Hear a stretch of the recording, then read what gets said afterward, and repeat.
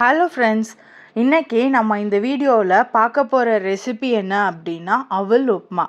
அது எப்படி பண்ணலாம் அப்படின்னு பார்க்கலாம். ஃபர்ஸ்ட் அவுலில் வந்து ஒரு டம்ளர் எடுத்துக்கோங்க. அவுல் பார்த்திங்கன்னா நான் திக்கான அவுல் எடுத்திருக்கேன். ரொம்ப மெல்லிசாக இருக்கிற அவுல் எடுத்திங்கன்னா சும்மா அதை தண்ணி தெளித்து வச்சிங்கன்னா போதும். ஆனால் இது திக்கான அவுல் அப்படிங்கிறதுனால ஒரு 4லேருந்து 5 தடவை நல்லா இதை வந்து கழுவி எடுத்துக்கணும். இந்த திக்காக இருக்கிற அவுல் பார்த்திங்கன்னா ஊறுறதுக்கு கொஞ்சம் நேரம் ஆகும். அவுல் உப்புமா வந்து நல்ல சாஃப்டாக இருந்தால் சாப்பிட்றதுக்கு வந்து ரொம்பவே சூப்பராக இருக்கும். இதை வந்து நல்லா நீங்கள் ஒரு 4-5 தடவை கழுவணும். நல்லா கழுவிட்டு ஒரு புடைச்சிட்டு அதுக்கப்புறமா கழுவுனா கூட இன்னுமே சூப்பராக இருக்கும்.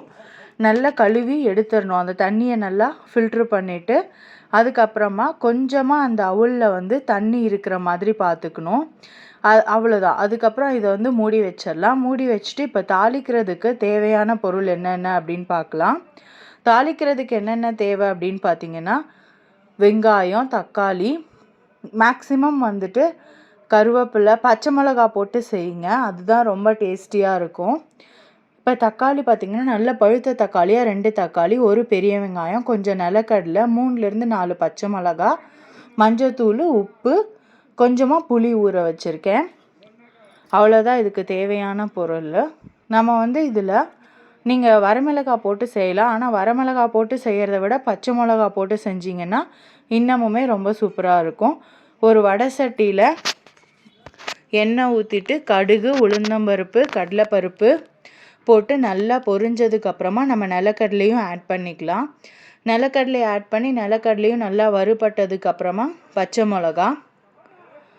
மிளகா ஆட் பண்ணணும். பச்சை மிளகாய் வந்து நல்லா வெடிச்சிச்சு அப்படின்னா இதில் வந்து நல்லா ஒரு ஃப்ளேவர் கொடுக்கும். அந்த பச்சை மிளகா ஃப்ளேவர் வந்து ரொம்பவே நம்மளுக்கு இன்னமும் டேஸ்ட்டை வந்து என்ஹான்ஸ் பண்ணி கொடுக்கும்.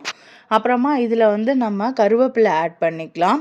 கருவேப்பிலை ஆட் பண்ணிவிட்டு அதுவும் வந்து நல்லா பொரியணும். பொரிஞ்சதுக்கப்புறமா வெங்காயம், தக்காளி இதெல்லாம் 1 by 1 நம்ம வந்து ஆட் பண்ணலாம். வெங்காயத்தை வந்து ரொம்ப போட்டு வதக்கக்கூடாது. ஓரளவுக்கு அந்த வெங்காயம் வதங்கி கண்ணாடி பதம் வந்துச்சுன்னா போதும். ரொம்ப போட்டு ப்ரௌன் கலராக வறுக்கலாம் கூடாது.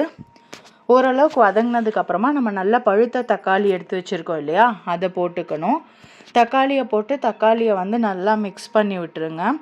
தக்காளி வந்து ஓரளவுக்கு நல்லா வதங்கினா நம்மளுக்கு நிறைய எசன்ஸ் அந்த கொஜ்ஜு கிடைக்கும். அப்புறமா நம்ம வந்து இதில் மஞ்சத்தூளும் உப்பும் போட்டுக்கிறோம். மஞ்சத்தூளும் உப்பும் போட்டுட்டு உப்பு போட்டாவே தக்காளி வந்து சீக்கிரமாக வதங்கி வந்துடும் நம்மளுக்கு.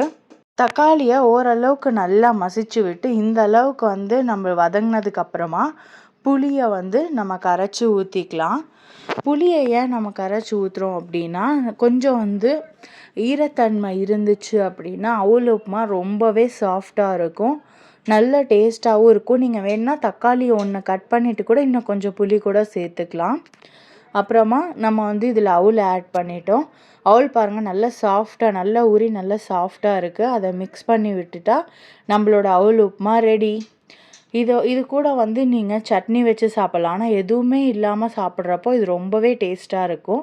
ட்ரை பண்ணி பாருங்கள். இந்த பிரேக்ஃபாஸ்ட் ரெசிபி வந்து உங்களுக்கு ரொம்பவே ஈஸியாக இருக்கும்.